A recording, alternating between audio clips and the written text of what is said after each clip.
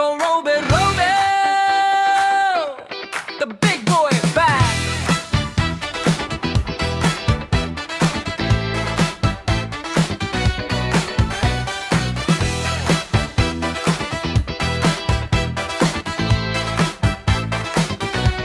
Sa kanto may usapan, pangalan ay Roberto, laging nakangiti, parang may sikreto kung saan mapunta.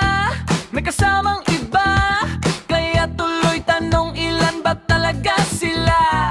Sabi nila, hoy ang dami mong kadate, ngiti lang ang sagot, parang walang bate. Pero pag tinanong kung seryoso pa siya, biglang iwas tingin sabay sabing wala.